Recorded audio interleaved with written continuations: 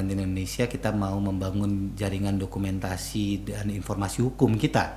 Jadi yang dulu sebenarnya saya yakin di karantina ada, tapi masih menginduk kepada Kementerian Pertanian. Jadi kita harus buat sendiri.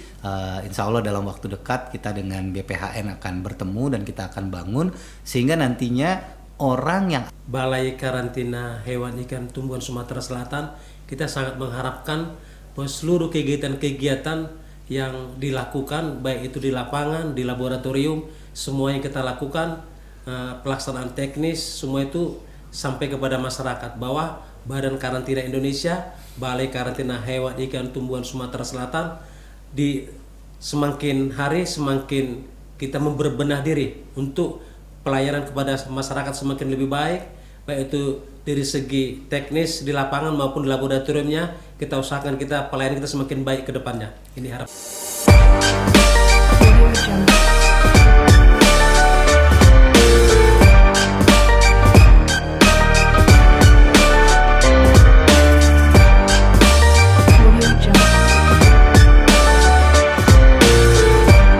Assalamualaikum warahmatullahi wabarakatuh. Berjumpa lagi di Kito Podcast. Podcastnya Balai Karantina Hewan Ikan Tumbuhan Sumatera Selatan. Media berbagi informasi dan silaturahmi dari Balai Karantina Hewan Ikan Tumbuhan Sumatera Selatan. Baiklah pemirsa Kito Podcast, setelah sekian lama kita tidak menerbitkan podcast kita yang terbaru di YouTube, hari ini kita kedatangan bintang tamu yang luar biasa. Boleh kita beri tepuk tangan dulu secara virtual. Kali ini kita kedatangan Kepala Biro Hukum dan Hubungan Masyarakat Badan Karantina Indonesia, yaitu Bapak Hudiansa Isnursal SHMILIR. Bapak boleh disapa pemirsa kita. Assalamualaikum semuanya, apa kabar? Semoga sehat selalu dimanapun Anda berada ya. Iya, dan tidak lupa juga pada kesempatan kali ini saya didampingi oleh Kepala Balai Karantina Hewan Ikan Tumbuhan Sumatera Selatan, Bapak Insinyur Kostan Manalu MM. Bapak silakan disapa pemirsa kita podcast sore, di rumah. salam sehat, salam sejahtera untuk kita semua. Saya Insinyur Kostan Manalu, sebagai Kepala Balai Karantina Hewan Ikan Tumbuhan Sumatera Selatan. Baiklah, Pak siapa nih saya akrabnya? Pak Ian ya? Ian, ya. Sesuai namanya di baju Pak Ian. Pak Ian, jadi kalau kita udah masuk di ruang Kito Podcast ini, kita wajib nih menyapa pemirsa Kito Podcast di rumah dengan salam dari Palembang, Pak. Oke, salam salamnya dari gimana? Palembang. Nanti kalau saya bilang salam dari Palembang, Bapak jawabnya Kito Paca. Oke. Kita mulai ya, 1, 2, 3. Salam dari Palembang. Kito Paca. Jadi Pak Ian, Kito Paca itu merupakan singkatan dari kerja ikhlas tercapai optimal, profesional, amanah, cermat, akuntabel, dan konsisten. Oke. Sedangkan pemirsa Kito Podcast, Barantin sendiri sekarang punya salam juga. Boleh kita sapa juga ya dengan salam dari Barantin, ya. Pak. Badan Karantina Indonesia kuat. Jadi untuk kuat itu tersendiri merupakan singkatan dari kompeten, unggul, amanah, tangguh. Baiklah pemirsa di rumah, sekali lagi saya perkenalkan bahwa Pak Ian ini merupakan Kepala Biro Hukum dan Hubungan Masyarakat dari Badan Karantina Indonesia. Sejak kapan Pak dilantiknya Pak? Saya mulai bergabung dengan Badan Karantina Indonesia itu bulan Juni tanggal 3. Jadi udah sekitar berapa bulan Pak? Oh, tepat besok 3 bulan. 3 bulan. Jadi baru banget ya Pak ya? Baru banget. Iya. Jadi Pak Ian ini datang ke BKHIT Sumsel ini dalam rangka menghadiri Coffee Morning antara BKHIT Sumsel dengan media dengan tema apa tadi Pak? Koordinasi antara BKHIT Sumsel dengan media untuk mengedukasi dan menginformasikan kepada masyarakat mengenai peranan dari Badan Karantina Indonesia. Nih Pak Ian, sekarang saya mau tanya ya. Menurut Pak Ian ini, seberapa penting sih peran media itu untuk penguatan peran Barantin kepada masyarakat? Makasih Mbak Novita. Bagi saya peran media itu penting sekali ya, karena penting banget, kan? Saat ini kan kecepatan informasi, terus juga reach out kita kepada masyarakat itu tidak mungkin dilakukan sendiri oleh kita. Otomatis kita harus bisa menggunakan platform-platform media yang tersedia, entah itu media massa, entah itu media cetak, ataupun media sosial. Nah, ini menjadi penting karena satu, kita badan yang baru, walaupun fungsinya sudah lama di pemerintahan.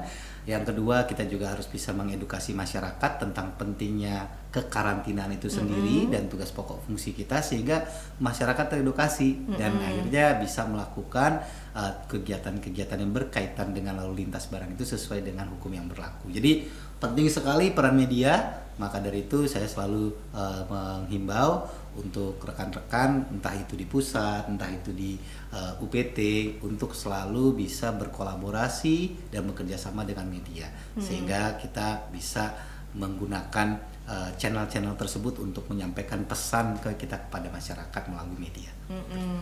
Apalagi kita termasuk ini ya Pak ya, seperti yang Bapak sebutkan tadi, kita ini merupakan institusi baru, Badan Karantina Indonesia, yang tadinya kita dari Badan Karantina Pertanian bertransformasi menjadi Badan Karantina Indonesia. Tentunya kita perlu mensosialisasikan kepada masyarakat luas mengenai pentingnya peranan Badan Karantina Indonesia untuk melindungi negeri ini ya Pak ya. Menurut Pak Kostan sendiri nih Pak, tadi kan kita yang mengadakan acara Coffee Morning dengan media tadi Pak. Menurut Bapak, seberapa jauh hubungan kita dengan media untuk membangun humas dari BKHIT Sumsel ini Pak? Terima kasih Ibu Novita atas pertanyaannya. Sebagaimana kita ketahui, sejak 2-3 tahun yang lalu memang kita sudah membangun komunikasi dengan media, dengan yang kita lakukan mungkin ya, setiap tahun kita melaksanakan koordinasi, kolaborasi, kebersamaan kita dengan media. Pertama mungkin dengan melaksanakan BIMTEK dia, kita mengundang dari media sebagai narasumber, kita undang seluruh media se-Sumatera Selatan untuk memberikan edukasi permasalahan kendala, mungkin masalah karantina ya, kita sudah dekat dengan media karena terbukti setiap tahun kita melakukan temu silaturahmi yang baik dengan seluruh media di Sumatera Selatan.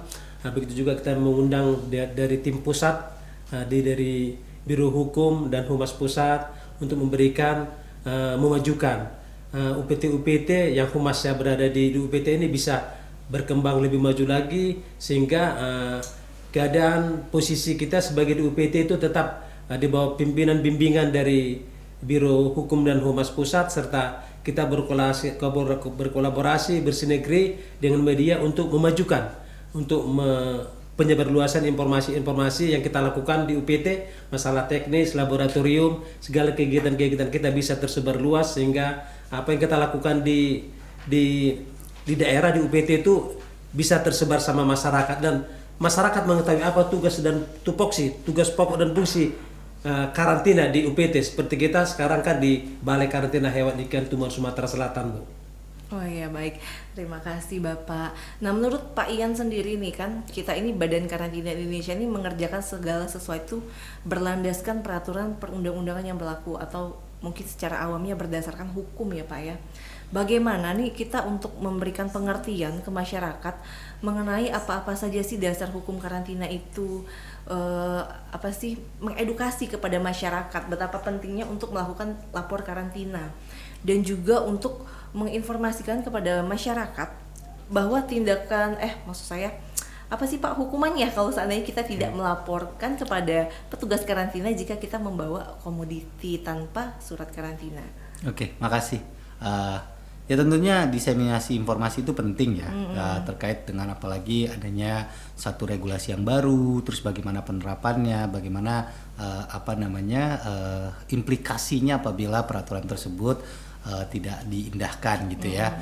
Nah memang saat ini karena tadi ya kita baru badan yang baru 1 tahun dan lain-lain, ini salah satu hal yang harus kita lakukan secepatnya. Maka dari itu tadi kegiatan Coffee Morning yang diselenggarakan oleh BKHIT Sumatera Selatan ini sangat penting sekali menurut saya untuk bisa menyampaikan kepada media. Dari situlah kita titip agar apa yang kita sampaikan itu bisa sampai ke masyarakat. Nah kami sendiri saat ini lagi mencoba untuk membangun sistem di pusat ya karantina. Badan Karantina Indonesia kita mau membangun jaringan dokumentasi dan informasi hukum kita. jadi yang dulu sebenarnya saya yakin di karantina ada, tapi masih menginduk kepada Kementerian Pertanian. Jadi kita harus buat sendiri. Insya Allah dalam waktu dekat kita dengan BPHN akan bertemu dan kita akan bangun sehingga nantinya orang yang akan ingin mengetahui tentang peraturan karantina bisa mendapatkan peraturan kita secara digital dan langsung melalui web-based application. Nah, dari situ nanti kita juga akan membuat sub-sub unitnya agar UPT juga bisa menyampaikan peraturan-peraturan yang di bawah lingkupnya. Misalnya ada surat edaran dari kepala UPT atau ada pengumuman dari kepala UPT dan lain-lain, itu bisa dilakukan. Nah, ini akan bertahap kita laksanakan dan kami pun karena dulu saya pernah menjadi pengelola JDIH ya, kita juga punya tanggung jawab nanti mendiseminasikan informasi hukumnya melalui webnya JDIH itu sendiri dan juga media sosial. Jadi nanti akan kita gunakan selain diseminasi informasi yang tradisional ya, misalnya dengan sosialisasi, dengan leaflet, pamflet dan lain-lain gitu ya. Tapi kita juga akan gunakan media sosial, media massa dan juga website yang sebenarnya saat ini sudah menjadi menjadi ketentuan dan keharusan bagi organisasi untuk membentuk atau mempunyai ya, dalam hal ini tentang JDIH itu sendiri. Nah, jadi itu yang nanti akan kita lakukan dalam tingkat pusat. Nah, kami menghimbau rekan-rekan yang di UPT dengan mitra-mitranya, juga dengan masyarakatnya untuk bisa melakukan hal yang sama sehingga nanti gerakannya bukan hanya dari pusat saja, tapi nanti seluruh UPT bisa melakukan sosialisasi sehingga nanti reach out-nya jauh lebih lebih besar ya daripada apabila hanya dari pusat saja. Itu ya Mbak ya. Jadi nanti Bapak dengan adanya JDIH tadi dan juga dengan sosialisasi kita melalui media sosial itu akan mempermudah masyarakat untuk mengakses informasi mengenai apa saja standar operasional prosedur karantina, bagaimana cara mengajukan pemeriksaan karantina, begitu ya Pak ya, kurang lebihnya. Ya, kurang lebih. Baiklah Bapak, ini mungkin harapan Bapak ke depan untuk Humas Badan Karantina Indonesia ini seperti apa Pak? Oke. Tentunya kalau dibilang harapan ya, karena saya Kepala Biro Hukum dan Humas ya, jadi harapan saya banyak sekali gitu ya. Tentunya saya berharap nanti fungsi kehumasan ini akan menjadi satu hal yang sangat strategis ya, karena memang sependek pemahaman saya salah satu fungsi utama dalam kementerian atau lembaga adalah bagaimana kita bisa menyampaikan apa yang menjadi kebijakan organisasi itu melalui channel-channel kehumasan itu sendiri. Nah, maka dari itu saya berharap nanti kehumasan ini bisa kita bangun dengan segala perangkatnya, dengan segala tools-toolsnya sehingga nanti bisa menjadi suatu peran yang strategis dan bisa mendukung perkembangan organisasi ke depannya. Di sini seperti podcast gitu kan ya, terus nanti bagaimana pengembangan media sosial, terus juga alat-alat peraga kita di berbagai tempat, khususnya di tempat-tempat di mana pemeriksaan karantina itu dilakukan, seperti di pelabuhan, di bandar udara dan lain-lain, itu akan kita lakukan. Begitu juga public campaign. Nah, ini nanti memang bukan menjadi tanggung jawab biro sendiri, tapi nanti akan menjadi tanggung jawab kita bersama. Nah, maka dari itu nantinya harapan kami kehumasan ini bisa kita jadikan suatu peran yang penting dan kita akan dorong sehingga pesan yang akan disampaikan organisasi ini bisa sampai ke masyarakat.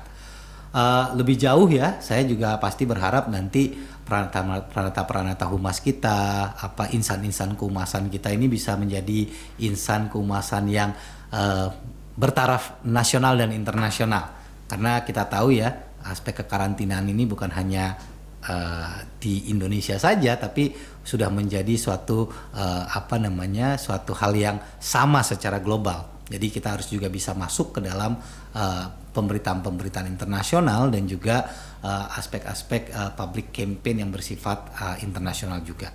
Nah, nanti kita bangun sedikit-sedikit dan saya rasa apa yang sudah dimiliki oleh UPT pusat ini tinggal bagaimana kita bisa mendorong bisa lebih baik lagi ke depan.